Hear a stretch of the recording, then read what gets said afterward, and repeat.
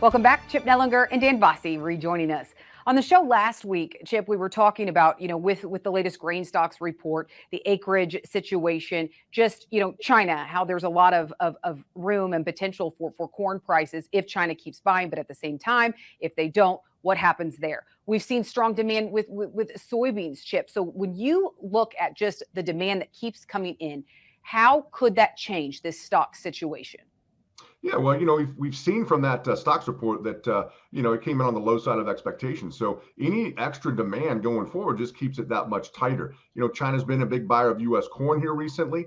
We've been selling beans, which has kind of been an interesting point for me. Typically, this time of year when we have these big discounts in the Brazilian bean market, our exports on beans go to zero or negative with net cancellations. We're not seeing that. So there's still this reshuffling of the demand and the supply situation because of the drought in Argentina. And I think the market is kind of on its toes, wondering how that's going to play out over the next several months. So it certainly keeps, the uncertainty high. The demand that we've seen has been really good, in my opinion. Then the question remains, how much more is China going to buy? And I know that's anyone's guess right now, but as you're talking to traders all over the world, as you're looking at the grain supply situation, what do you think? Well, I think, as Chip mentioned, I think the reason China is buying U.S. beans, and I think we had another sale this week, is that generally speaking, they are buying beans for their reserve. They're still trying to restock the reserve. There's a security issue in China that is ongoing. So they can't take Brazilian beans because they don't store long enough. There's too high of an oil content. So they wash out of Argentina. They're buying the U.S. What I'm watching carefully is this Argentinian bean crop that's coming in is a very low quality. Chlorophyll is being found in some of the soy oil because of green beans that never matured. So I think aflatoxin is going to be a problem in their corn crop. So with that in mind, traders are talking about maybe a better export profile for U.S. corn and soybeans than what we had dialed in before. But I also worry with the HRW wheat crop under considerable stress in the plains that there could be more corn feeding demand and that these basis levels really stay strong as we look towards that June-July timeframe. Yeah, and USDA's report, this week just showed that those crop conditions are just horrible in some of those areas. But you look at some of those areas, Chip, that's also where we have a large part of our cattle herd. We know we've seen liquidation. Is it cash cattle that is continuing to drive these cattle prices right now?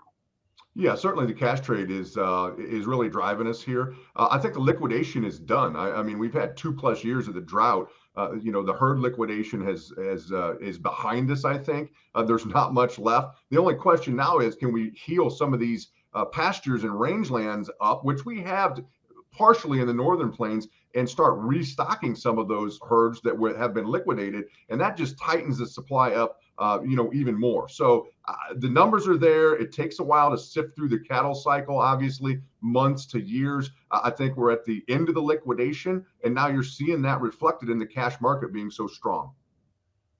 Well, Dan, some of our viewers may be enjoying an Easter ham this weekend, but you look at these hog prices, and that is the other end of the spectrum, just some ugly price action there. What is causing so much pressure on hog prices? Well, it's a little bit what's causing pressure on all these markets, which is economic uncertainty. When we had the banking crisis, you saw a lot of funds move to the sidelines, and those funds have now exited to a large degree, whether it's an index fund or a more of a traditional managed fund. They've gotten out. And so as we look at the market, it's relatively clean. Some of that getting out, of course, was due to the hog market. We saw a big waterfall decline. Cash markets fell along with it. But I do believe that we're about ready to find our sea legs and probably can start trading to the upside from a seasonal perspective. So this is no time to panic in the hog market. Enjoy your cheap Easter ham, but I do believe prices for ham, bacon, and a lot of other things will be strengthening as we look towards the end of the summer. All right, well, Chip, hearing from a lot of farmers saying they could possibly get in the fields next week in Iowa and other areas. As you do and you get busy with just a spring fertilizer and planting, sometimes, you can forget about the markets. What do you want farmers to keep in mind as they hit the fields this year? Yeah, I think as always, you have to have a plan. Don't, oftentimes when it's busiest is when there are opportunities in the market and you're busy doing something, planting, field work, spraying, harvesting. And so just don't take your eye off the ball here. These markets have been very volatile. There's going to be opportunities ahead of us at profitable levels, but we just have to have a plan and be ready to execute it when we see those opportunities. Thanks, Chip. Dan, what's your advice for farmers? Well, the summer is going to be extremely volatile. We are on razor thin old crop stocks again. If you look at the stocks report, corn, wheat, and soybeans combined, 680 million bushels less than last year. And I'd remind everybody, corn last year made it to $8 a bushel. So, as we look at the markets, it's new crop corn stocks that are the most bearish. But with these corn priced at 550, that's not a place to be selling. Any kind of weather problem is going to have a very strong reaction to the upside. So this is a year you reward rallies, but you're patient, not doing much until we get to the determination of field and crop size later in the summer. All right, thank you both for joining us this Easter weekend. We really appreciate it. All right, let's take a quick break and then picture perfect tulips in North Carolina. Andrew McRae, we travel the countryside with him next.